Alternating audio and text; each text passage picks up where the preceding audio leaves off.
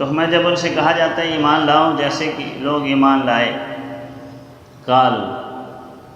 تو منافقین آگے سے کہتے ہیں انؤمن کما آمن السفہاء، کیا ہم ایسے ایمان لائیں جیسے کہ بیوقوف لوگ ایمان لائیں؟ صحابہ کو معاذ اللہ انہوں نے بیوقوف کہا۔ سفہاء، سفیہ کی جمع سفیہ اسے کہتے ہیں جس کو اپنے نفع نقصان کا پتہ نہ چل سکے، معاملات میں دھوکہ کھا جائے۔ اور صحابہ کو انہوں نے بیوقوف اس لیے کہا، کہتے ہیں ان کو کیا پتہ، انہوں نے تو حضور پر اندھا اعتماد کر لیا، خدا نہ خواستہ کل حالات بدل جائیں تو پھر کون ان کا پرسان حال ہوگا۔ ہماری طرح نہیں ہے یہ، ہم عقل مند ہیں، ادھر بھی پاؤں رکھتے ہیں ادھر بھی پاؤں رکھتے ہیں، حالات اگر ڈاماڈول ہو گئے تو ان کو بھی تو خوش کیا ہوا ہے، کل ان کے ساتھ ہو جائیں، اگر ادھر پلڑا بھاری ہو گیا تو ان کے ساتھ ہو جائیں۔ صحابہ نے تو چونکہ ایک ہی طرف جھکاؤ رکھا ہوا تھا، نبی علیہ السلام کے آگے سر تسلیم خم کر لیا تھا، تو اس وجہ سے کہتے تھے یہ بیوقوف ہیں، عقل مند تو ہم ہیں جو حالات اور واقعات اور معاشرے کی نبض کو سمجھتے ہیں، اور صحابہ کو کہتے تھے یہ نفع نقصان کو نہیں سمجھنے والے۔ اور آج بھی جو سچے مسلمان ہیں، دین میں پھونک پھونک کر احتیاط کر کے ہر معاملے میں دین کو اپناتے ہیں، ان کو منافق قسم کے لوگ کہتے ہیں یہ تو رجعت پسند ہے، قدیم ہے، ان کو کیا پتہ زمانے کے ساتھ کیسے چلے، طرح طرح کے برے القابات سے ان کو نوازا جاتا ہے۔ تو اللہ رب العزت فرماتے ہیں الا انہم ہم السفہاء، بیوقوف تو یہی ہیں، اصل میں خود احمق ہیں یہ، ولکن لا یعلمون، لیکن ان کو علم نہیں ہے کہ عقل اور حماقت میں فرق ہی نہیں کر سکتے۔ جیسے ابھی بتایا نا، ان کی ذہنی سطح بہت کمزور ہو چکی ہوتی ہے منافق کی۔ منافق صرف سرسری دیکھتا ہے کہ حالات کیا ہیں، بس اس کے مطابق چلے، اور ایمان والا اللہ اور اس کے رسول کے حکم کو دیکھتا ہے، چاہے حالات کیسے بھی ہوں۔ وہ کہتے ہیں جب ہم اللہ کے ہو جائیں گے اللہ رب العزت حالات ہمارے مطابق بالکل کر دیں گے۔ اور ایسے تازہ اس کی مثال ملا عمر تھی، پوری دنیا نے ملا عمر کو کہا کہ بیوقوف ہے، امریکہ کا مقابلہ کر رہا ہے، تو ملا عمر نے کہا انٹرویو دیتے ہوئے کہ ایک میرا رب کا وعدہ ہے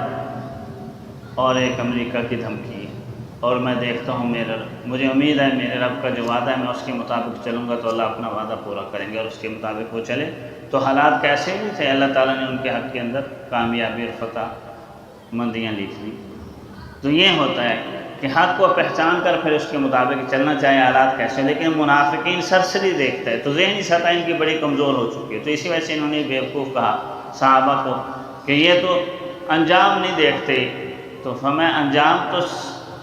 مومن آخرت کا دیکھتا ہے، دنیا کا نہیں دیکھتا، یہ صرف دنیا کو مد نظر رکھتے ہیں۔ تو صحابہ کو بیوقوف کہا تو اللہ تعالیٰ نے ان کو بیوقوف کہا کہ اصل میں بیوقوف یہ۔ اور ایک بات سمجھ لیں، صحابہ کے متعلق جو اللہ تعالیٰ نے ان کو معیار قرار دے دیا،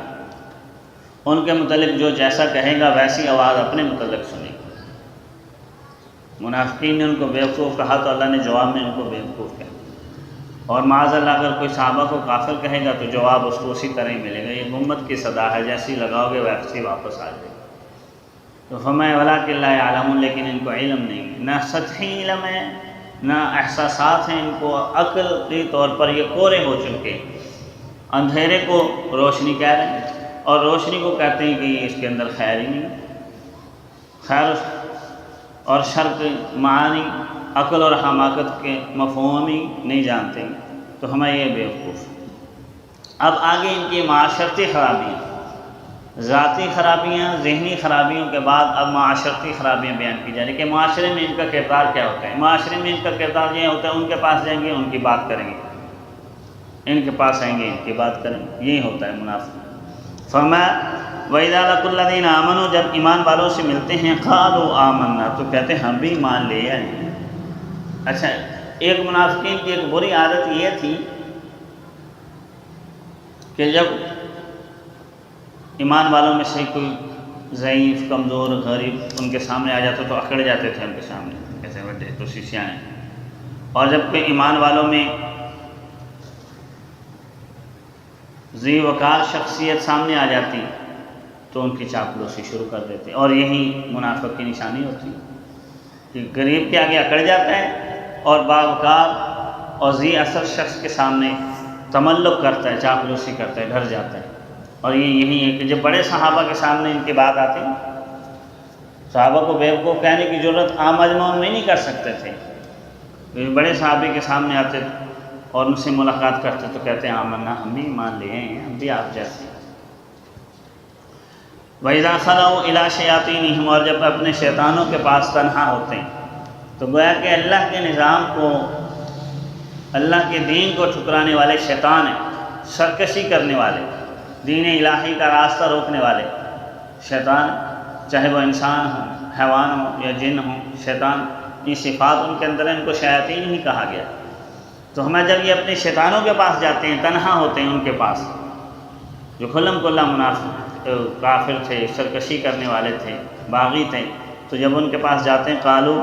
تو ان کو کہتے ہیں انا معکم، بے شک ہم تمہارے ہی ساتھ ہیں، انما نحن مستہزئون، ہم تو ان کا بس مذاق اڑاتے ہیں۔ اور حقیقتاً یہ اپنے آپ کو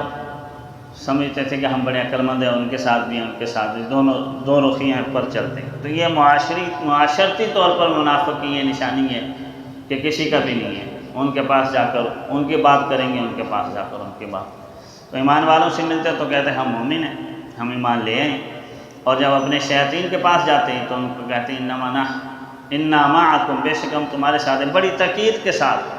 اور بڑے وثوق کے ساتھ ان کو کہتے کہ ہم تمہارے ساتھ ہیں، انما نحن مستہزئون کے ساتھ تو ہم مذاق کر رہے ہیں ایمان والوں کے ساتھ۔ تو اللہ رب العزت پھر فرما رہے ہیں کہ جو معاشرے میں جو کردار ادا کرتا ہے نا تو اس کو سزا بھی اسی طرح کی ملتی ہے۔ فرمایا اللہ یستہزئ، اللہ بھی ان کو ان کے مذاق کی سزا دیں گے۔ اور جیسے یہ آج لوگوں کا مذاق اڑاتے ہیں، ذلیل و رسوا کرنے کی کوشش کرتے ہیں، کل یہی لوگ ان کا مذاق اڑائیں گے اور ذلیل و رسوا ہوں گے، ایسے ہو جائیں گے کہ لوگ ان کے اوپر ہنسیں گے۔ آج جس طرح یہ لوگوں کا ہنسی اور ٹھٹا کرنے کی کوشش کرتے ہیں تو کل ان کے ساتھ اسی طرح ہوگا۔ تو یہ سزا کے طور پر اللہ رب العزت فرمانے کہ اللہ یستہزئ بہم، اللہ ان کے ساتھ مذاق کریں گے، یعنی ان کو مذاق کی سزا دیں گے۔ وَيَمُدُّهُمْ، اور اللہ تعالیٰ ان کو ڈھیل دیے ہوئے، اور واقعی اللہ تعالیٰ اپنے تکوینی نظام میں ڈھیل دیتا ہے۔ مثال کے طور پر سانپ کو زہر دے دیا تو اب اس کو ڈھیل دی ہوئی ہے، اس کو اس زہر کے ڈنگ مارنے میں آزادی۔